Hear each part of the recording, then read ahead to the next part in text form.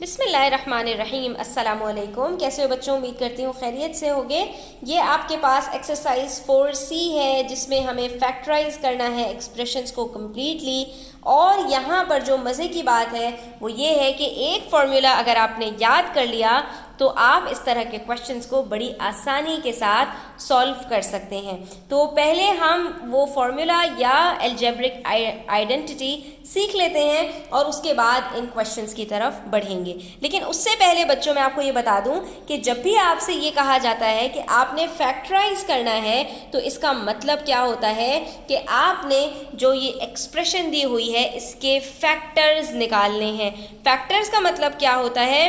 Factors का मतलब ये होता है कि आपके पास यहाँ पर जो ये नंबर्स दिए हुए हैं इन दोनों को किसी दो आपस में नंबर से या आइडेंटिटी से या फॉर्मूले से मल्टीप्लाई किया गया है तो आपके पास ये आंसर आया है। आसान लफ्ज़ों में ये कहें कि डिवीजन का आपने यहाँ पर मेथड अप्लाई करना होता है। जैसे जब दो नंबर्स को आप मल्टीप्लाई करते हैं तो प्रोडक्ट कहलाता है और उन्हीं नंबर्स का जो आपके पास प्रोडक्ट आया होता है जब आप उनको रिवर्स करते हैं तो वो आपके पास कोशेंट बन जाता है। इसी तरह से यहाँ पर आपके पास कोई भी आपको नंबर दिया जाए या आपको आपके एक्सप्रेशन दी जाए और उसके आपने फैक्टर्स निकालने हो तो इसको कहा जाता है फैक्टराइज करना। ठीक है, उसके बहुत सारे मेथड्स होते हैं फैक्टराइज करने के, जिसमें से एक मेथड ये होता है कि आपके पास जो है कोई आइडेंटिटी अप्लाई हो रही हो, कोई फॉर्मूला लग रहा हो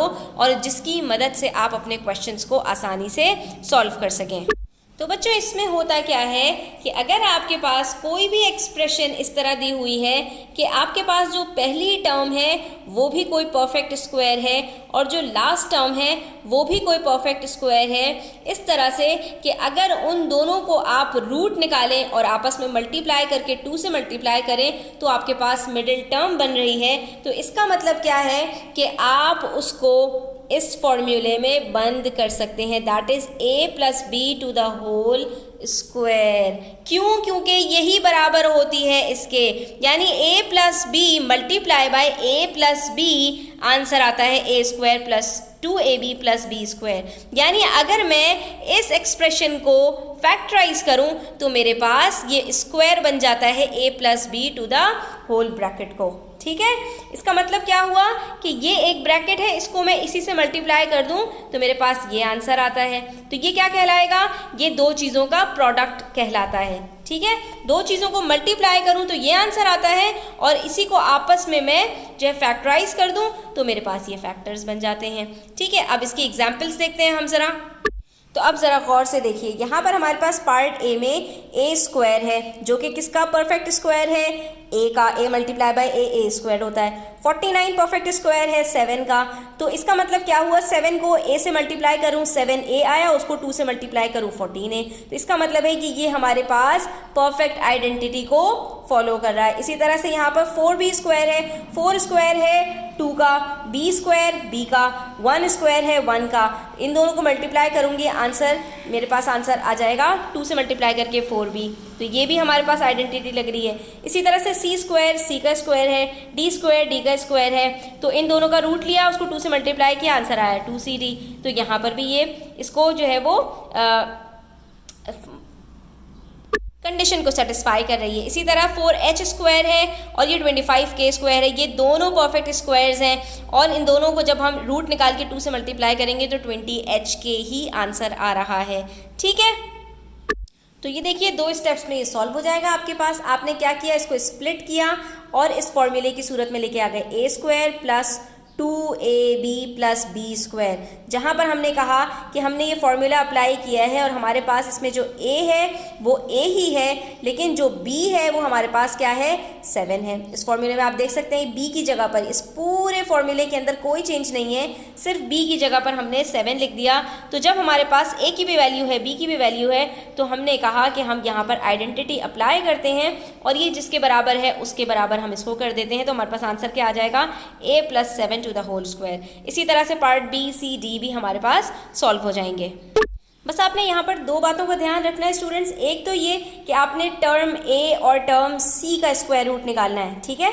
और दूसरी बात ये कि जब आप स्क्वायर रूट निकालेंगे तो आप कोशेंट का भी निकालेंगे और आप कोफिशिएंट का भी निकालेंगे और आप वेरिएबल का भी निकालेंगे। सिर्फ ये नहीं कि आपने वेरिएबल का निकाल दिया या सिर्फ कोफिशिएंट का निकाल दिया। अब जैसे यहाँ पर 4b स्क्वायर है तो यहाँ पर ब्रैकेट नहीं लगा हुआ तो ये स्क्वायर सिर्फ b के ऊपर है, 4 के ऊपर नहीं है। लेकिन जब हम रूट निकालेंगे तो 4 का रूट निकालेंगे 2 और b स्क्वायर का रूट निकालेंगे b और इसको ब्रैकेट में करेंगे ताकि ये जो स्क्वायर लगा हुआ है ये 4 के ऊपर भी आ जाए, इस 2 के ऊपर भी आ जाए और इस b के ऊपर भी आ जाए, ठीक है। तो इस चीज़ का आपने यहाँ पर बहुत ज़्यादा ध्यान रखना है, ठीक है। और उसके बाद आपने इसी तरह से c का भी निकालना है स्क्वायर, और जो आपके पास दोनों टर्म्स आएंगी ये आप अपनी आसानी के लिए यहाँ पर लिख लीजिए और इन्हीं दोनों को आपने मल्टीप्लाई करना है। इन दोनों को मल्टीप्लाई नहीं करना है, इनके रूट्स को मल्टीप्लाई करना है और उसके बाद उसको 2 से मल्टीप्लाई करेंगे तो आपके पास ये मिडिल टर्म आनी चाहिए। इस चीज़ को आपने वेरीफाई करना है कि कहीं ऐसा ना हो कि इन दोनों को रूट जो निकाला हो उनको जब मैं आपस में 2 के साथ मल्टीप्लाई कर रही हूँ तो मेरे पास ऊपर वाली टर्म ना बन रही हो। तो इसका मतलब क्या होगा कि आपने ये जो टर्म्स निकाली हैं ये कुछ इसमें आपने गलती कर दी है। तो इस चीज़ को आपने बहुत ज़्यादा ध्यान में रखना है कि आपके पास इन तीनों को मल्टीप्लाई करके मिडिल टर्म आनी चाहिए, ठीक है। और जैसे ही आपके पास ये आइडेंटिटी कंप्लीट होगी आप इसको इज इक्वल्स टू कर देंगे a plus B to the whole square के, ठीक है। इसी तरह से पार्ट सी में भी हमने किया है। हमारे पास यहाँ पर सिंपल सी स्क्वायर था, यहाँ सिंपल डी स्क्वायर था, तो मिडिल टर्म्स हमारे पास सी और डी आई। इन दोनों को हमने मल्टीप्लाई किया 2 से तो 2cd बन गया, इसका मतलब है बिल्कुल करेक्ट है। और उसके बाद फिर जब हमने आइडेंटिटी अप्लाई की तो हमारे पास c plus D to the whole square बन गया।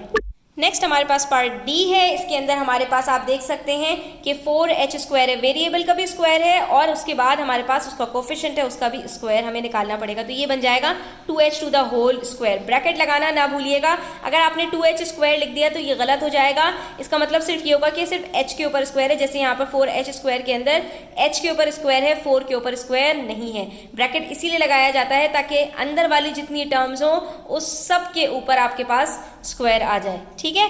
इसी तरह से 25k स्क्वायर का रूट हमने क्या निकाला, 5k to the whole square. इन दोनों टर्म्स को हमने मिडिल में रखा और 2 से मल्टीप्लाई किया तो हमारे पास आंसर आ गया 2 5 ज़ा 10, 2 ज़ा 20 और hk, ठीक है। तो इस तरह से हमारे पास दोनों टर्म्स निकल आई 2h और 5k, तो हमने आइडेंटिटी अप्लाई की, हमारे पास आंसर आ गया 2h plus 5k to the whole square, ठीक है। अब नेक्स्ट आप जो है क्वेश्चंस के अंदर देखेंगे कि ये जो आपके पास एक्सप्रेशंस हैं इनके अंदर आपको जो है वो वैल्यूज़ दी जाएंगी और आपको फिर जो है वो इसकी वैल्यूज़ h की और k की पता होगी तो आपके पास टर्म्स निकल के सामने आ जाएंगी। नेक्स्ट वीडियो में इंशाल्लाह हम इसका क्वेश्चन नंबर 2 सॉल्व करेंगे।